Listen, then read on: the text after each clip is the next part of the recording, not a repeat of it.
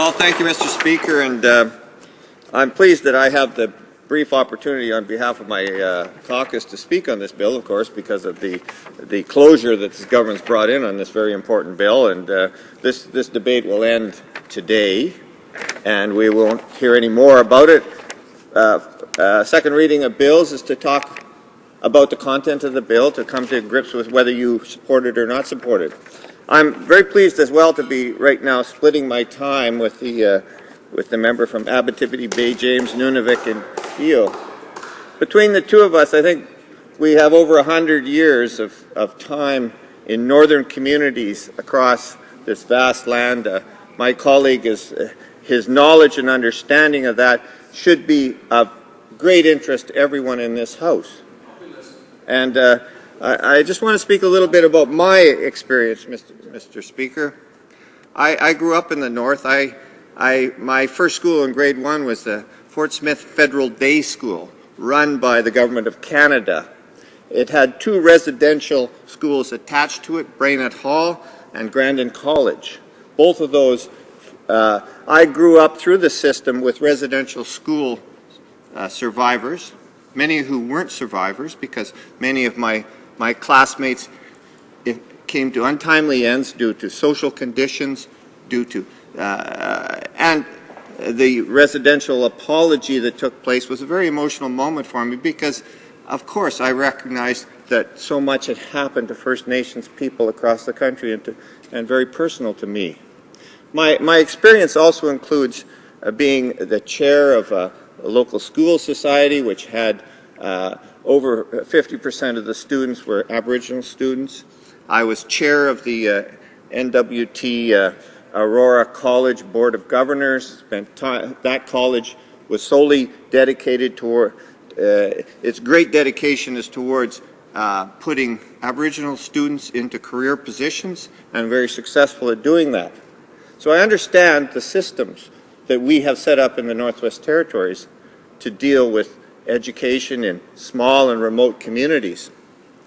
And Mr. Speaker, I moved to the report of the National Panel on First Nation Elementary and Secondary Education of Student on Reserves. And I want to keep my remarks to funding, really, because I think that's an area that I find, as in my experience, has always been a very important area to talk about when you're talking about schools in remote and isolated communities.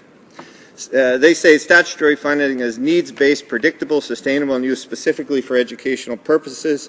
First Nations education reform must be based on strong, positive educational outcomes, not on an average cost per student approach. Given the magnitude of barriers faced by First Nations learners, the level of resources and investment required per student will likely be substantially greater than the average level of expenditures provided in the public school system. And that's clearly the case in the Northwest Territories. Mr. Speaker, we have 8,500 students in our schools in remote and isolated communities, as well as in large communities like Yellowknife, Fort Smith, Hay River, and Nunavik. There, the average expenditure per student is $22,000 a year. Mr. Speaker, when I was chair of our local education society in 1985, the level of funding per student in the schools that I represented was equivalent to what this government is providing today for the students in residential schools, in First Nation schools across the country. So what we see is that really, and we're talking about schools that require greater levels of funding in order to provide the services. There is no question about that. There is no question about the fact that when you're dealing with a school in an isolated, remote situation where you have to work very hard to entice teachers to come there and teach, where you have to pay extraordinary high costs of servicing schools, where all the costs involved in providing education to a very small number of students is very high.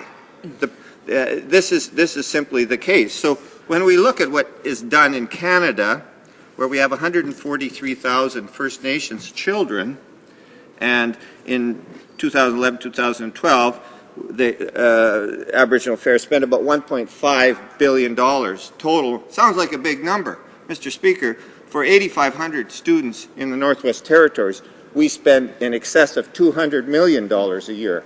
So when you're looking at what has happened in First Nations education, you have to look at the dollars. You have to look at the dollars and say, how can anyone provide those services that are required across this country in remote locations, away from cities, away from all the other things that allow the cost of providing those services to be reduced? How can that be expected? So what we have are schools that are chronically underfunded today.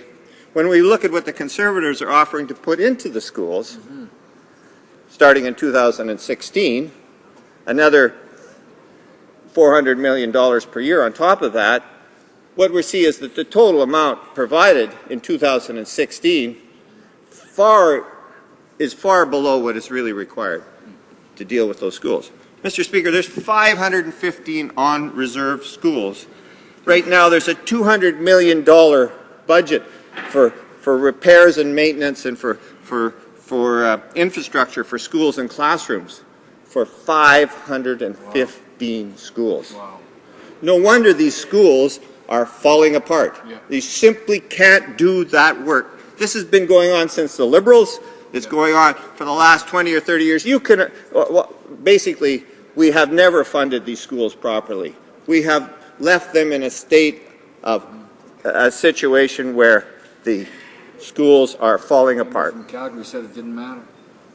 Well, that's just simply not the case. Yeah. When we talk about 515 schools and we have to replace a certain amount every 30 years, yeah. Mr. Speaker, yeah. What does it cost to replace a school these days? Yeah. I would refer you to, especially in isolated and northern, in remote locations, I would refer you to some of the school replacements taking place in the Northwest Territories, where the average replacement cost is between 30 and 50 million for schools of 200 people. This is what we're talking. The average school on reserve is around 200 students. This is the costs we're talking about. If you're talking about a 30-year replacement plan, then those schools are going to eat up a heck of a lot more money than what you've got in the budget here for operations, for maintenance, for capital costs. So what we have is, and what we will continue to have, unless we recognize that this is a fundamentally underfunded situation that we have to add major dollars to. And I don't see the Liberals with their Kelowna Accord. This bill simply doesn't put the money where it's needed. We can spend billions of dollars a year upgrading our fighter fleet, but when it comes to upgrading our children's future, we're not willing to put that kind of dollars on the line. Mr. Speaker, upholding our constitutional responsibility. You know, this subject requires more debate, and I know I have 2 minutes to talk about this very important topic, to talk about what we're actually doing with this bill. It's very difficult, Mr. Speaker. I find it to be repugnant that the Conservatives have called closure on this subject when there is so much to say. Yeah. There's so much to talk about here, Mr. Speaker, that the couple of days debate that we're taking at second reading is really ridiculous. I'm in some ways outraged by it. I find that, but it is a pattern of this government. When they put forward in their way to with all the lofty sounding principles that they put forward here, and when you start to dig into this bill and realize we're just simply going to continue the situation that exists today.